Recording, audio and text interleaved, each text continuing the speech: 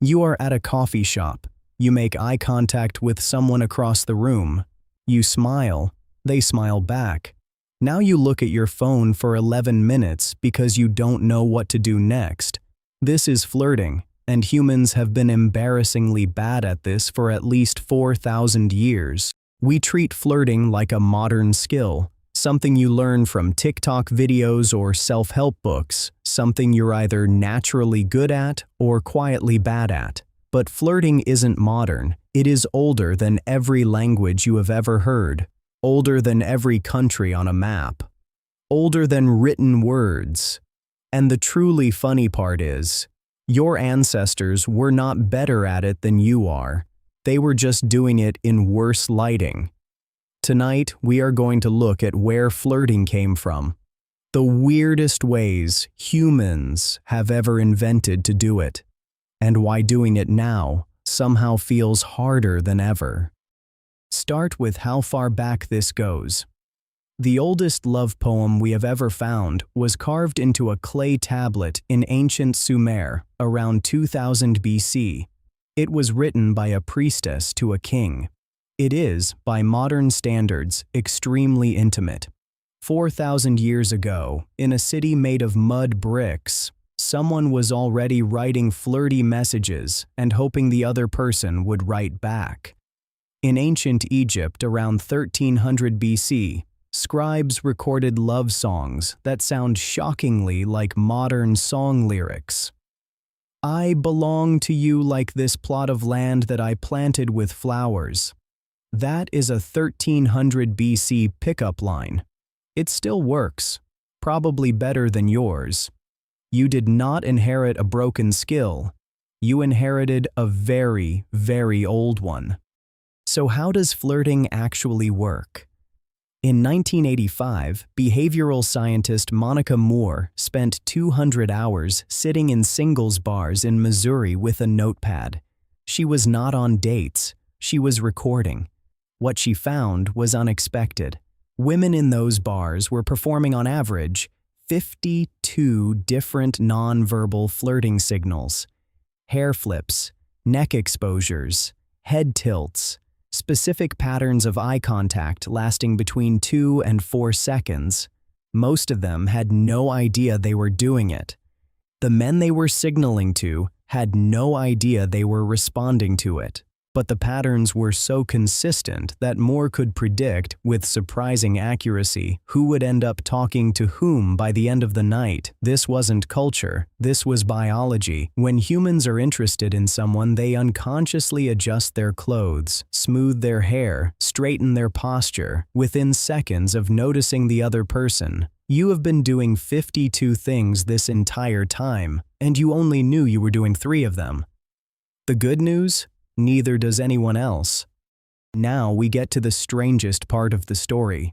For 4,000 years of human history, flirting has been mostly the same set of biological signals, but the cultures wrapped around those signals, those have been deeply weird. In Victorian England in the 1800s, women carried decorative fans.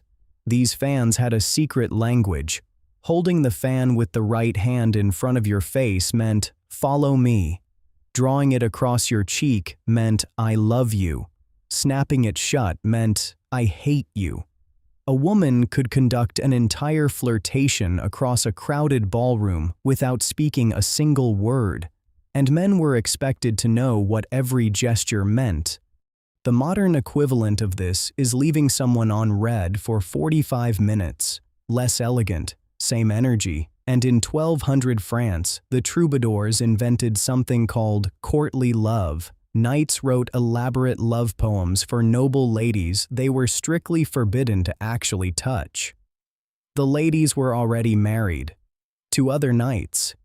Everyone knew. Nobody acknowledged it. The whole system ran on yearning, sonnets, and plausible deniability. We call this simping now. They called it the highest form of love. Some things change.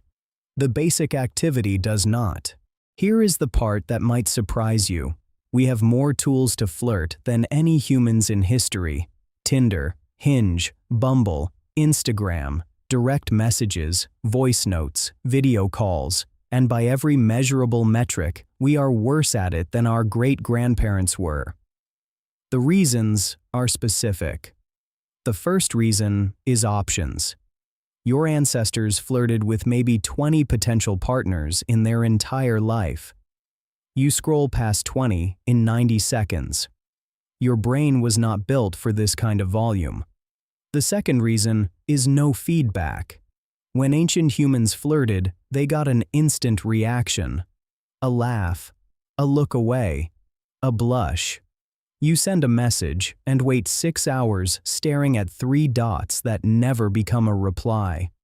The third reason is performance.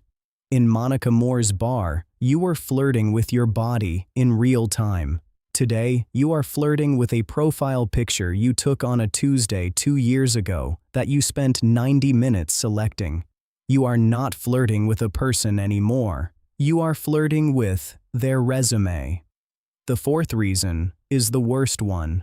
The fan language ladies, the courtly love knights, the Sumerian priestess writing intimate poems on clay, they were vulnerable.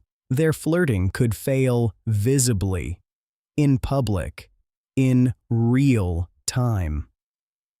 Modern flirting is engineered to remove that risk, and in removing the risk, we accidentally removed most of the magic. Here is the part nobody wants to hear. Flirting works best when you are bad at it. Researchers studying attraction have found something counterintuitive. The strongest predictor of perceived warmth in a stranger is not confidence. It is not wit. It is a small visible imperfection, a nervous laugh, a misspoken word, something that signals the other person is not performing. Your nervous system can tell the difference between a real human and a curated version of one, and it has always preferred the real one. This is why your most awkward flirting moments are sometimes the ones that work. The dumb joke you regretted immediately, the thing you said too fast, the blush you tried to hide. Those were not failures. Those were signals. So how did ancient humans flirt? The same way you do. Eye contact held 2 seconds too long, a laugh that came out wrong, a gift offered with shaking hands. The signals haven't changed in 4,000 years. What changed is the lighting. They flirted in firelight, in front of 30 people who would tease them tomorrow. You flirt in blue light, in front of an algorithm that will remember everything forever.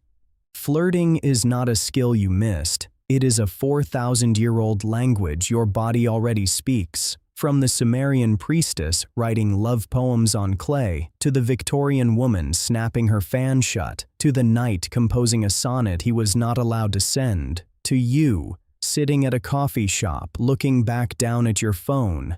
It has always meant the same thing. It means, I see you, and I hope you see me back.